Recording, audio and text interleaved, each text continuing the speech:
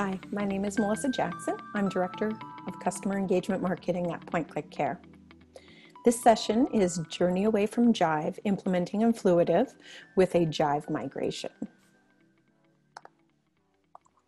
We're going to be touching on three things this session: our timelines for the implementation, our lessons learned, and finishing off with our launch successes. As many of you may know, there's much more involved in implementation after kickoff and leading up to a launch. I'm going to be talking about specific points related to the migration today.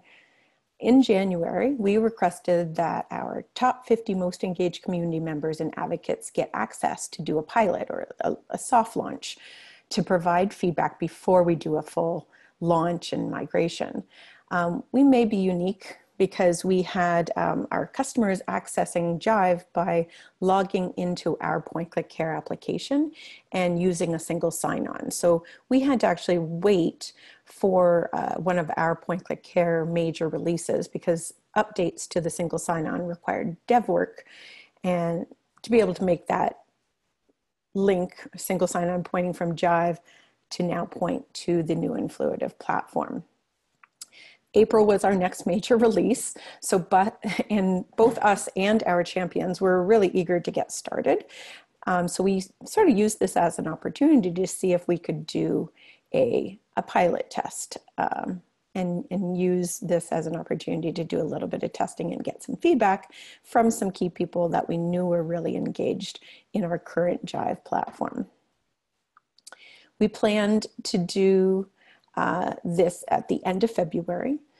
The pilot testers would access Influitive through a direct link, while the rest of our community users would continue to use Jive via single sign-on from the Point Click Care application. So upon each of our testers' first logins on February 25th, the new profile that was created for them in Influitive was separate from anything that they would have had access to in Jive. And part of that plan was that Influitive would merge these 50 tester profiles with the migrated information from their user profiles upon their full launch. Now, the other things that were agreed upon was that this number of 50 users, this was because we didn't want it to be too overwhelming or extend our migration timelines. We went into it with an understanding that upon merging profiles, the discussions that were created during the soft launch pilot would be wiped come full launch, and that the merge wouldn't impact the points or the challenges that they completed in Influitive during the soft launch, but the challenges that were linked to discussions would of course be broken when the discussions got wiped. All other activities would have been remaining the same. We were told that the completion of the migration would there would be some downtime for those pilot testers, that they couldn't access the discussions for a few hours the day before the full launch as they were finishing up the migration. Now, of course, before the soft launch, we created content structure. So we used the knowledge base content section and manually uploaded some of our most recent content. So for example, like a release newsletter or the most recent release newsletter, some pilot spotlights about our products, some of the industry and regulation blogs that were pertinent at the time, that were already in Jive. We wanted to bring over some of that stuff that they were used to seeing in the Jive instance. It was really a low lift for the customer experience we were aiming for. We didn't want the Influitive instance to be empty for our early adopters, as they come in and with their first impressions. We wanted them to understand the structure and the flow of the new platform, so to be able to give us feedback about their experience. So we requested to Khoros, which is the company that acquired Jive, that the export be done on March 24th. So then it would be ready for the 25th, and that gave the 3 weeks timeline before the full launch for the Influitive migration team to get what they needed done. Jive wanted to know three things: when, which we just spoke about.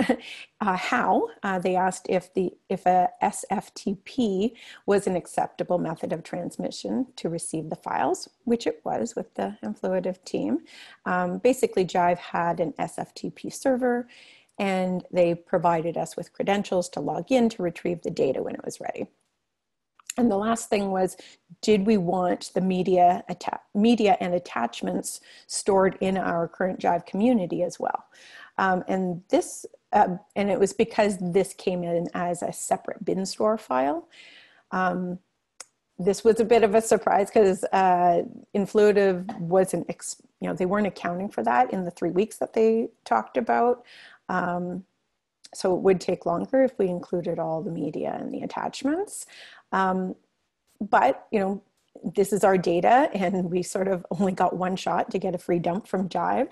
So Influitive had suggested that we ask for it, even be included in the export, but we wouldn't necessarily migrate it right away, but we could access it with Influitive and reuse the assets if we needed to in the future. So we thought that was great. The data was exported. They made it available on March 26th. Influitive was really great. It was, I think, a day later than we were expecting it, but Influitive began retrieval immediately. And then the migration was completed as planned 3 weeks later, less a day, in time for our full launch. We had decided earlier that since Jive doesn't have categories, so in the Jive discussions, it was just free text. It was a free text title and free text discussion. And one of the benefits of Influitive is that you were able to put categories to be able to target and be able to just filter by category. So it was really great that the export, we could take the discussions and import them into, we just created one category called community. And it was a generic category that we did not make available to anybody in Influitive. So the targeting was just for us as administrators. And we imported all the discussions from Jive into that so that we could easily then go into each of those and flip the category to the appropriate targeted category that we set up in the content structure. And that allowed us to then, go through and do a little bit of purging and decide, well, what do we want to delete? What do we want to keep? And where do we want to keep it and have it available to the appropriate targeted users? This obviously provided great flexibility from a timing perspective. So it wasn't like we had to have everything mapped before we launched. So we were able to, focus on sort of the most important timely information, and we could continue to map as time went on. Now, our launch was delayed by a week, but it was of no fault to Influitive. It was some single sign-on issues completely on our side. We were very, very happy with the Influitive migration team's work and their support through this entire process. So some of the lessons learned, well, one thing, Influitive team was really easy to work with. We saw a theme, actually. The theme was, it doesn't hurt to ask. We asked to do a soft launch. That is something that we thought that we could do based on our timing and potentially our uniqueness with our single sign-on. We asked for 50 users. I think we were originally talking like 20 users would be manageable, but I think we ended up having only about 48 sign up. So it was still under 50, and that was very manageable. We asked, what affects the time it takes to do the migration. We asked about what some of the alternatives were to doing downtime for our users. And we questioned the pilot discussion wipe. We even revisited export conversations, right? So every time we talked about the export and asking about how we make sure we understood fully what our options are and what the consequences of our decision around doing the gap export in particular. We really wanted to understand how much manual work we were signing up for if we decided not to do a gap export, and what effect that would have, of course, on our customer experience. The Influitive team was really very transparent. Our original discussions, they talked about the migration taking, you know, anywhere between 2 to 4 weeks, depending on what was migrated. We wanted to see, obviously, if we could get it closer to the 2 weeks, to keep that gap import short, to make that more manageable. We took the Influitive team into our application. We demoed it to them. We even gave them access to go in and take a look around our Jive instance. And we told them that this was, we planned to use this as a content purging opportunity. So we weren't thinking we were needing all the media and the attachments. We were okay with prior images, you know, all the headshots kind of going away, and no need to bring over points or the badging or anything like that. Did not need to be migrated. We were okay with starting fresh because we wanted the gamification side of it to be new and fresh and different. And we didn't think that the points kind of translated, or the badges translated. They predicted that after seeing all this, they predicted that it would take about 3 weeks before even, of course, seeing the data dump.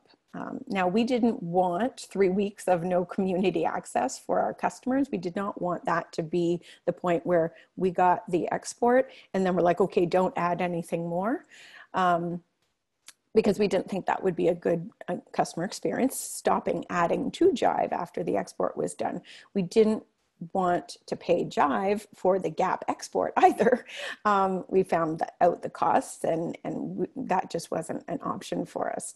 So Influitive did offer to take a look into to see if an API was an option for doing the gap after we had gotten the export. But I just, you know, we were just trying to figure it out, and we did end up sort of managing it ourselves. But I wanted to also point out before I go further that Khoros wanted 2 weeks notice for the scheduled export. Even though Khoros did the Jive export for us within a week, I didn't want my timelines that you saw on the previous slide to give false information. So they did want 2 weeks. That's their typical time frame, but they did get it to us in a week and a day. Khoros was also recommending to use our one free data export after we stopped our activity. So going back to, you know, that experience of they do stop people using Jive and do the export at that time, but I didn't want our customers to have to not have access to something while we were trying to migrate.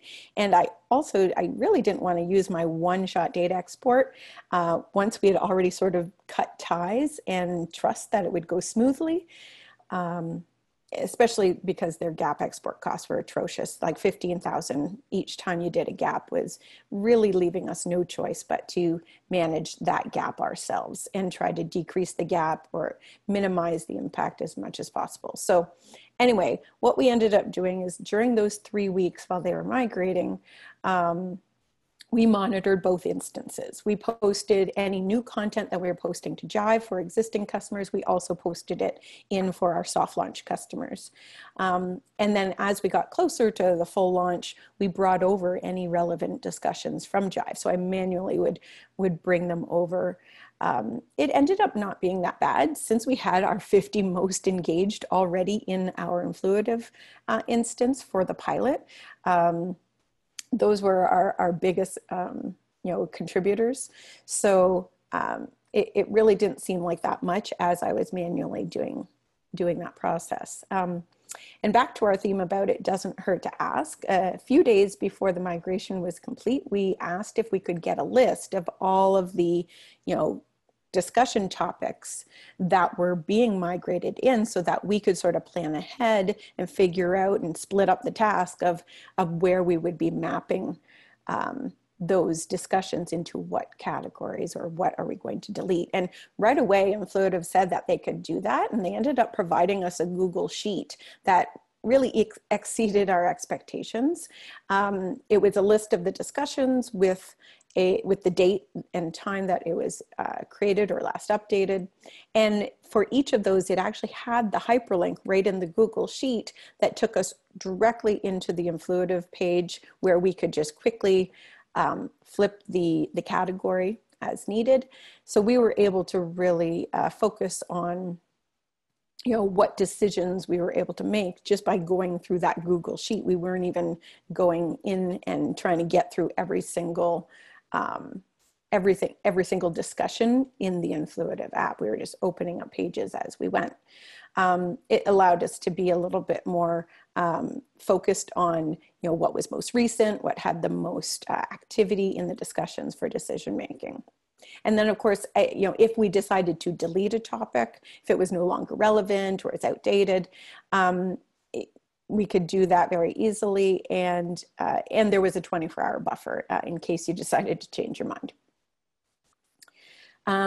So the pilot discussion downtime lasted a few hours longer than expected. We had given our pilot testers the heads up. So our customers were aware that there was going to be some downtime on the day before the full launch.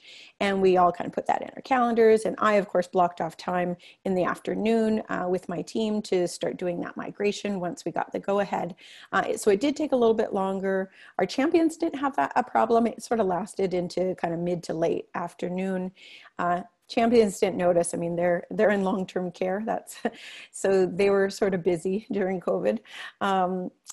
We didn't really have any concerns. I had planned to work into the evening to get as much mapping done as possible, but it is something to worth note is figure out how much downtime and plan your time accordingly if you're having to fit in the mapping before your full launch.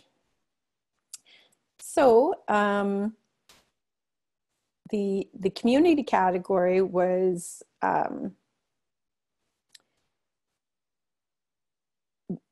really, we were focusing on the last 3 months of data. We really wanted to, with the small amount of time between mid-afternoon and our soft launch, which was going to be in the morning or mid-morning the next day, we really wanted to focus on getting content in there that was relevant, most recent, where a lot of the activity is. So it wasn't like when they logged into Jive one day and then the next day they logged into Influitive the very same way, that transition was, they weren't missing anything. Like, oh, I was reading that discussion and now it's gone. So we really focused on those. We got actually about probably 3 months worth of data in. The mapping process was really quick and easy. And one of the things that also helped with making sure there was data there is around the beginning of April, our Influitive team discovered that they could actually do the migration and keep the soft launch discussions. So we were really, really excited. Another moment where we were delighted by the team. We were excited because now, again, we had this content that was there, fresh, new, and within the time frame of very, very close to the launch. So content-wise, we felt we were good. As I mentioned, we had already manually uploaded most of the recent content prior to our soft launch. We were maintaining both during the pilot, and our most engaged users were already populating, and we got to keep that stuff. So we had a good 4 months worth of data, including the stuff I was putting back. So probably from January to April of content before the full launch. And of course, we continued to post and map, we continued to map post-launch. And we did a lot of purging of outdated information. So we found that it was a pretty easy transition. And because of all this as well, about the purge and all the content that we were able to bring over, we never really needed the media and attachments that were in Jive, and we haven't used them so far, even though Influitive has them for us. One of the challenges in the process of trying to bring over manually the most recent stuff during the gap was the embedded images and the links that were in Jive. So Jive, whenever you upload a document or embed an image or insert an URL into the discussions, they actually give it a URL, a Jive URL. So if I copied and pasted something in there into Influitive, and then if we no longer had access to Jive, when you click on that, it actually tries to access a Jive URL. So we had to be really conscious as we were moving things over. We had to manually replace, which was fine with the content that we posted because I had the original links and the original documents. We were just lucky that Jive did not really make it very easy for customers to do any attaching and embedding. It was not a very intuitive process. So there was very, very few instances where I was having to like take a screen capture of an image and then just paste it into Influitive. So just the point is for our lesson learned is if you have lots of media and attachments in Jive, you probably want to discuss that with the Influitive migration team to make sure they include it and factor in to the time for their migration. And I do highly recommend you purge, if you can, do a little bit of spring cleaning before you do your migration. As we continued mapping post-launch, my last point here is we very quickly learned that the oldest information was really not significant. We had imported information all the way back to, I think it was July of 2015 when we started using Jive. So we quickly were seeing as we were going through some of that that older information, that it was very outdated. We do frequent release uploads in our point-click-care application. Being in long-term care, the regulations change all the time. So we found a lot of it was insignificant, and we were like, okay, so how can we bulk, is there an opportunity to bulk delete? Could Influitive say, just take away everything from July 2015 to July 2017 so we didn't have to individually go through and delete those discussions? And of course the answer was yes. So again, ask, and we were again pleasantly surprised that we could have that done as well. So I wanted to end with just highlighting some of our launch successes. All positive feedback from our soft launch. We were actually quite shocked. Minor tweaks to structure was really what they were suggesting. They were very happy with the ease, the look and feel. The gamification, made it a little bit more fun. Our creative and brand team, we're given lots of kudos. The design, the imagery, and the content in our hub had been shared as a best practice. The Influitive team was sharing it internally and telling us about some of the feedback in that regard. Actually, I'm just going to flip to the next slide. Here is some screen captures of what our Influitive user interface looks like. You can see that using our colors, nice and bright, the recommended for you, the discussions right there. So all of the call to actions in one place. Over on the right-hand side, you can see some of the images we used for our channels, trying to keep a consistency to our brand.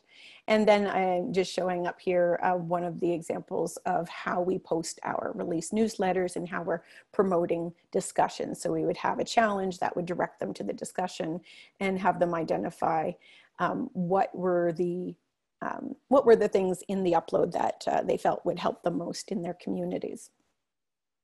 So just going back. The transition was actually quite seamless. We gave all of our users a heads up. So like for everybody still using Jive, we gave them the heads up on April 1st that we did it through email and actually posting in Jive to give them a heads up that the new platform was coming, and really highlighted because the process was going to be the same. It was going to be through that same single sign-on through the application, and then one day they're going to click on the user community link and it would go into Jive, and then on the launch it would go, same process for accessing, it would go into Influitive. So it was very good experience for our users. They had no problems finding out how to get into it. We had many of our existing customers who were engaged get in no problem. We saw 137% increase in engagement though. So, in Jive, logging in and just kind of creeping around was considered an active user, and comparing, whether they were participating and contributing was the engagement in Jive. Whereas you could very clearly see that the increase in engagement using the challenges that prompted them to go to the right areas based on their targeted interests and needs was much more engaging, and we had that opportunity to see that not only did we have active users, but engaged users. Mid-April was when we launched. So this was smack dab in the middle of COVID-19. And this launch was with a population or of customers who are working in nursing homes, in retirement communities. So it's the long-term post-acute community. And, we were a little bit worried about, how this may affect our engagement. Obviously, with the increase, it was not a problem, but multiple, users gave us feedback about it being like a welcome distraction. They were giving feedback like it was helping them get through their rough days. It was the highlight of their day. It was something that they did. They checked in before all the chaos. And so the general theme was that they were enjoying and connecting with others going through the same things during these rough times. So our focus was really about, informing, educating, and connecting and distracting. So a lot of the just for fun challenges was something that we put a little bit more time and intention into. So thank you very much for attending this session. Looking forward to answering your questions. Wow, that was a great presentation, but I bet you still have questions. Well, guess what? It's question time now. Start asking below.